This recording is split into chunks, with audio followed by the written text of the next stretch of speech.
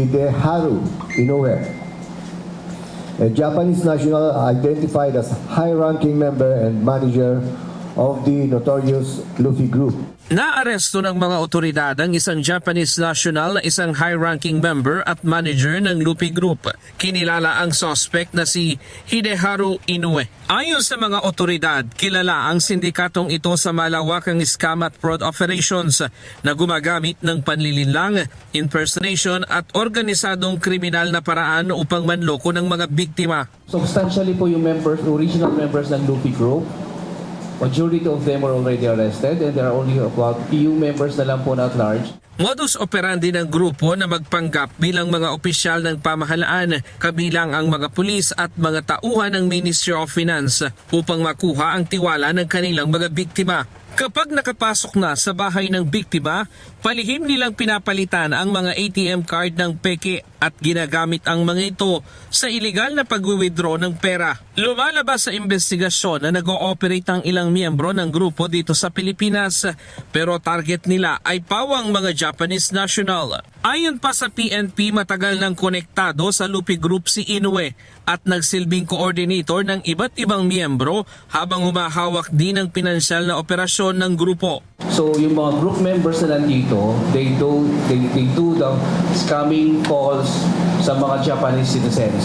So ang target pa rin nila is mga citizens sa Japan, and comes the time that they have to do the the execution, the manner of stealing yung mga ATMs and direct engagement dun sa mga would-be victims na nila.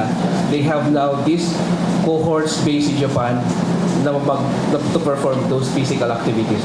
Nakatulong sa pagtuntun kay Inoue ang mga impormasyong ibinahagi ng Embassy of Japan noong Disyembre 2024 kaugnay ng mga Japanese fugitive na pinaniniwala ang nagtatago sa Pilipinas. May nakahain ng warrant of arrest laban sa kanya sa Japan dahil sa kasong pagnanakaw. Itinuturing din siya ng Bureau of Immigration bilang undesirable alien at may deportation order ng inihain laban sa kanya kasama ang habang buhay na pagka-blacklist sa bansa. After the turnover, umaandar na po yung kanilang deportation. Once everything is clear, they have their travel document, wala na pong local cases here in the Philippines, then we can implement the deportation. Samantala, sa hiwalay na operasyon sa Mandaluyong City, naaresto rin ang Korean national na si Kim Si-hoon na subject sa Interpol Red Notice at wanted sa South Korea kaugnay ng kasong fraud.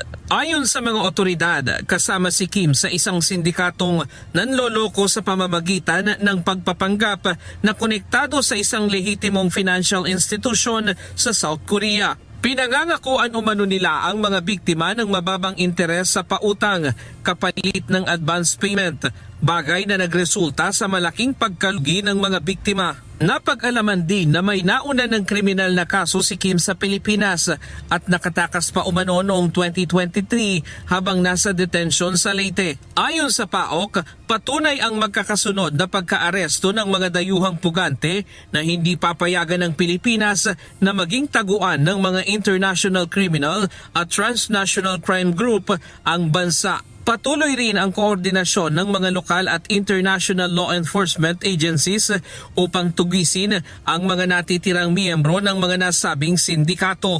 No country would want to embarrass itself yung when it comes to the eyes of the international community. So we are doing our best naman na hindi masisira yun.